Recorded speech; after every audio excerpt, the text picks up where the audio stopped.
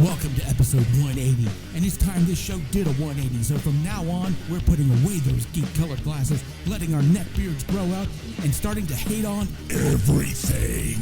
Get ready as we burn geek culture to the ground and talk about the things that we can't stand, and that goes double for people of color and women.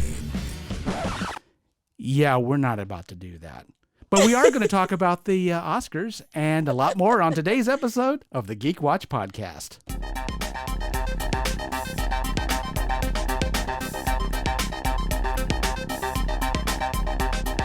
This is the Geek Watch Podcast with Brian Hatcher and Mandy Petrie.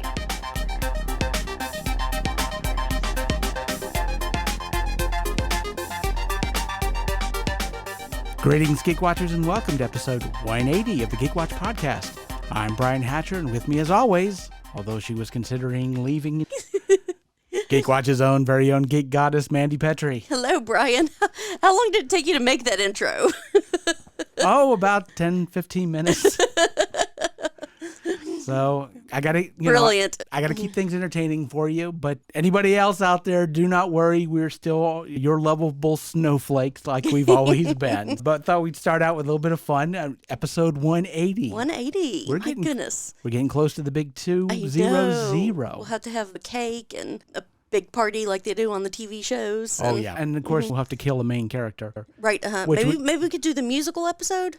The musical. Yeah, we haven't had our musical episode yet. We haven't done the musical episode, and you may have to carry a lot of the load for that because we want to keep our listeners. And we may have to bring on guests because I can't sing either. But we know people who can sing. Yeah, we have a lot of friends who can sing, a lot of musical stars, and we could bring them in and put them behind the mic. Yeah, we'll have to definitely consider that because I know I can't sing a lick. However, we do have an in memoriam, not a typical one. But we do have an in memoriam for Justin Roiland's career, because it's over. Yeah. And I've seen a lot of people online saying things like, whatever happened to innocent until proven guilty? That just means you don't go to jail. That doesn't mean you're not going to get fired. Yeah, the court case is up, but I don't want to go down that road where if he's innocent, he should have stuck around. Because at the very least, if he is innocent and he's going to be cleared of this, obviously it's going to be better off for him to step away from everything until he can be cleared and he can come back. I will say this, because we talked about this before. I would love for none of this to be real. Right. If for no other reason than if it is true, then some people have gone through some really crappy stuff, and I hate that. Yeah. But if he did what everyone's saying that he did, well, he does have to go. It's just, what can you do? And we also are going to have to say goodbye to Titans and Doom Patrol. Yep. I was not okay, Brian. I was, my heart. My heart. Yeah, those are a couple of faves of yours, I know. I watched some episodes of them myself, and I really enjoyed them. I'm not all caught up on those episodes at all, but yeah, that hurt. But you knew it was going to be bad when James Gunn comes up on Twitter and go, look, that wasn't me. Not it. I didn't do this. This was not me at all. I didn't plan this happen before I even got here. Yeah, and like you had said before about when HBO Max was bought out by Discovery, it was probably amongst that deal and everything, which is heartbreaking just because the acting in both those series is just amazing. Diana Guerrera and, as we know now, Brendan Fraser, who did all his work in a mask and gloves. You never saw any of his face. Very Ron Perlman in Beauty and the Beast, and that whole universe, because those two were tied in together, had so much going for it. Like I saw another backdoor pilot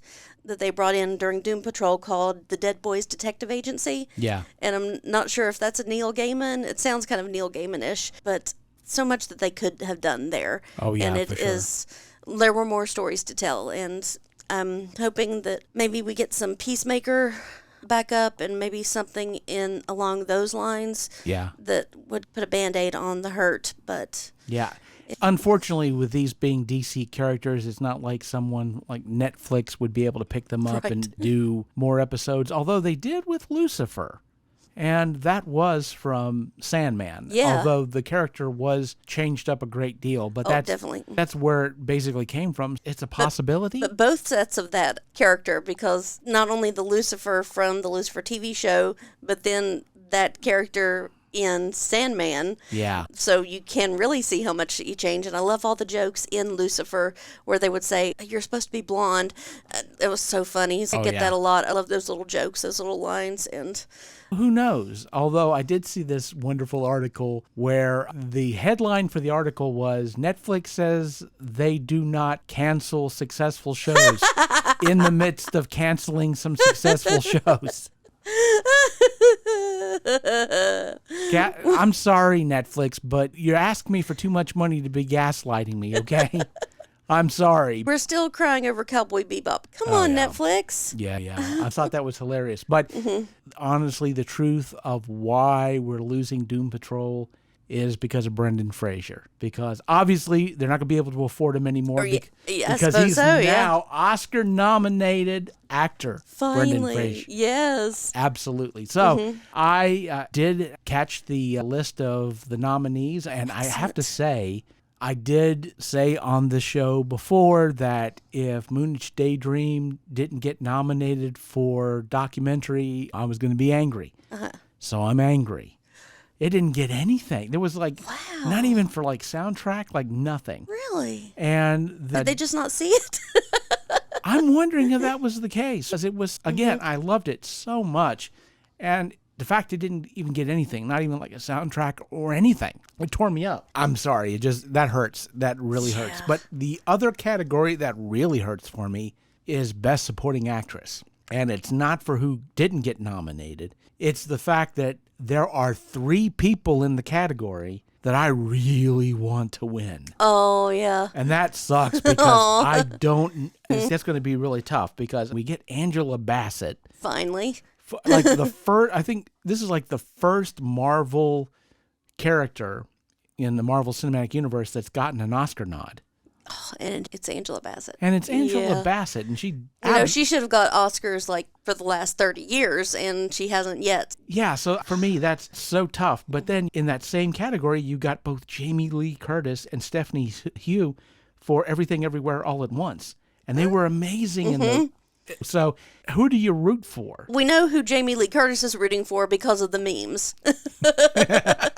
That's true. She is there for her sister.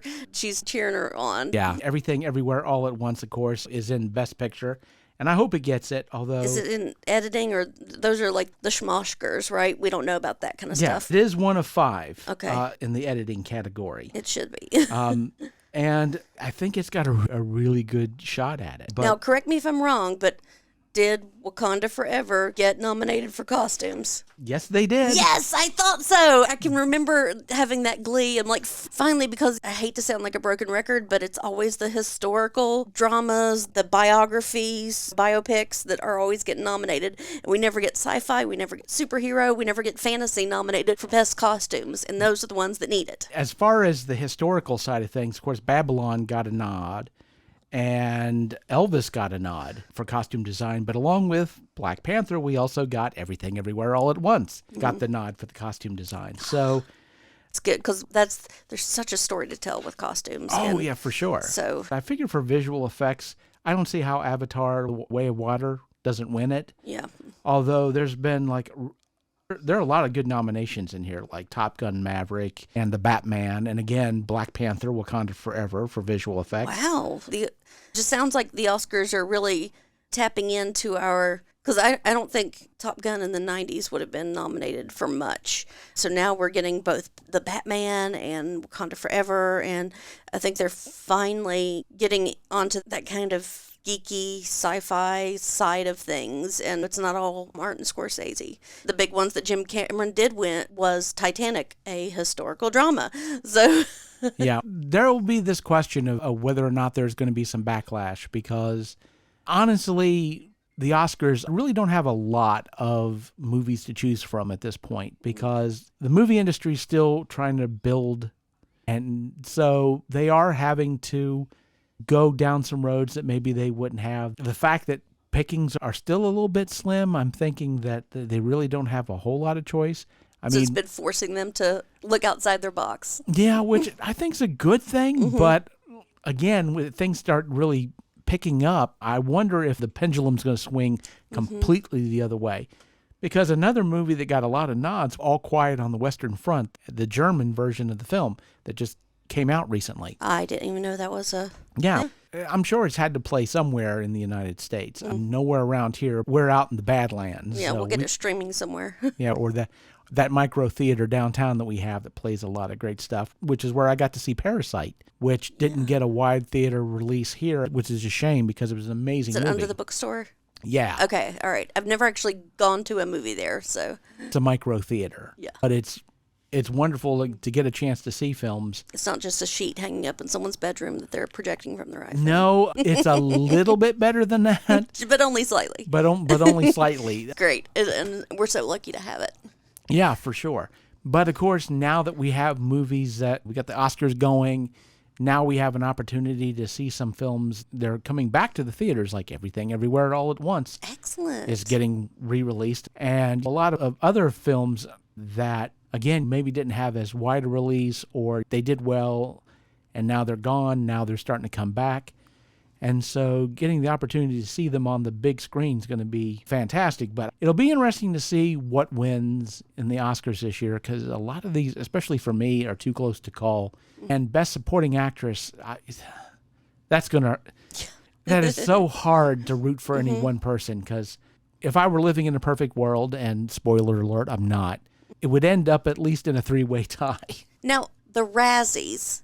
Have you Yes. heard the controversy about this? Oh, I haven't heard about this. Okay. Well, I mean, I know what the Razzies are. Something's happened. The little girl who played Charlie in Firestarter got nominated for Worst Actress. But the thing was, and they're like, you're picking on a kid, but if I'm not mistaken, don't quote me, or someone correct me, that Drew Barrymore was also nominated for Worst Actress when she played that part for a Razzie. And Drew Barrymore said it's bullying and they just need to leave the kid alone.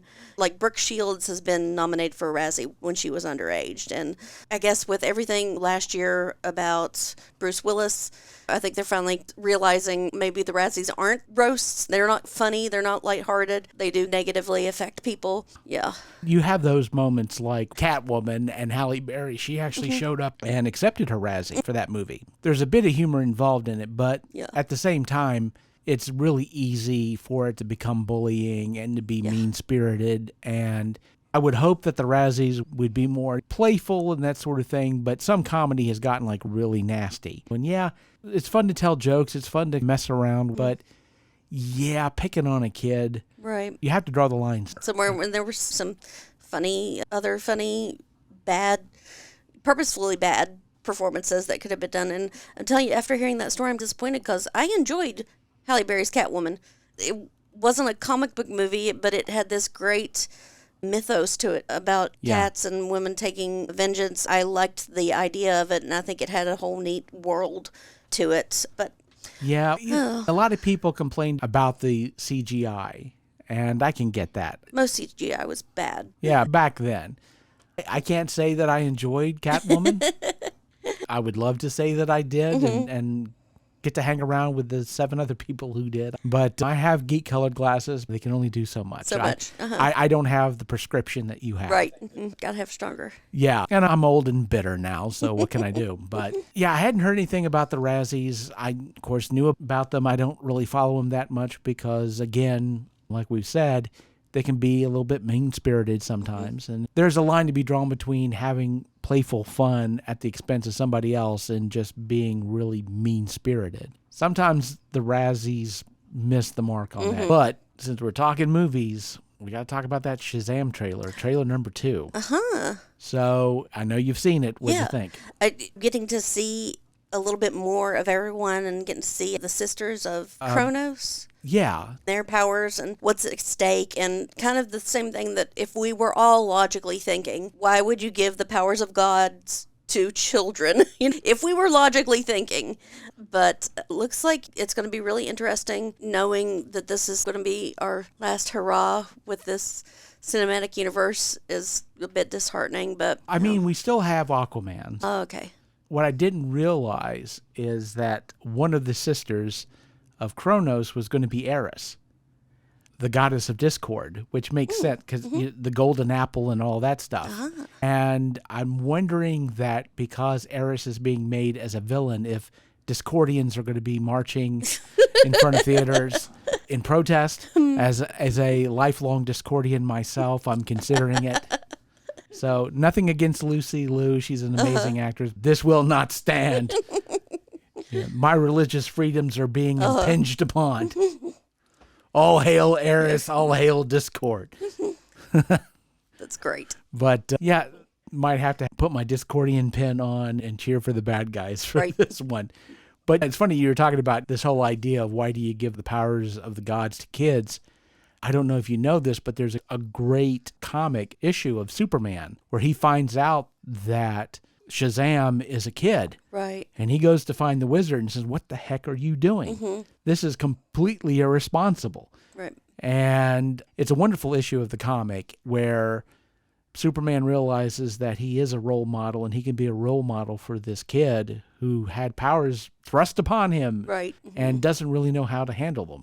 And there's this great scene at the end where Clark Kent finds Billy Batson in an abandoned building because he's hiding because he's afraid that if people find out who he is, then the people around him are going to get hurt. And Clark reveals his identity to Billy Batson. Oh. So it's like I said, it's a great comic, but it's that wonderful moment of Superman again being that Boy Scout, being the moral center, which in the comics we've seen Superman for all seasons, things like that, but we haven't seen them in movies yet. Although All-Star Superman apparently is going to be a lot of the inspiration for our next iteration of Superman, according to James Gunn. And so I think they're getting all that stuff back on track. So I also read a rumor that it was going to be Nightwing was going to be the leader of the JLA in this new universe, and which I'm cool with. Yeah, I don't. Dick Grayson, I read that. I don't know if that's the movies or the comics. It might be the comics. Oh, okay. Because, and I know it's hard to keep track of all of that stuff. But I do want to talk a little bit of TV before we go. I have been watching the new season of Vox Machina, and I don't even want to say anything about it. Okay. Except that, wow. Yeah? I mean, obviously, with where they left the end of season 1, season 2, they're just right out the gate. Things are crazy, go nuts. But I'm really enjoying it so far. And again, I love this idea of you can watch a few episodes, but they don't release everything all at once. So you can binge a little bit, but you don't get completely carried away, which is great. But it's wonderful to see that show back on again, especially now that with Rick and Morty. With Rick and Morty now, I've got something else to look forward to. Now, you've been watching The Last of Us. Yes, and what you were just saying was that you can binge a little kind of thing. This reminded me of the early days of The Walking Dead and having to wait, and it is a bit of a slow burn. But it fills that void that you had now that we don't have The Walking Dead. It's very much same story. The makeup, because it's a fungus, so the people, the makeup is all these mushrooms and tentacles and veins and it's gorgeous. It's disgusting and beautiful at the same time. I didn't play the video game, so I don't know anything about that, but it's your classic tale. Here's this child has the cure. We got to get this child to the right people, the scientists that can fix everything that's going on. So it's really good so far, and it's one of those don't get attached to characters. Oh, yeah. Because you lose them immediately. And of course, Pedro Pascal. Can you go wrong? I'm really enjoying it, but it is a slow burn. So you do have to kind of bite your nails as you wait for the next iteration next week for the new episode to come out. There's a lot of nice things to say about, there's a lot of good in a story when you can bring dread into it. And that you just let the audience sit on it for a while. That's wonderful.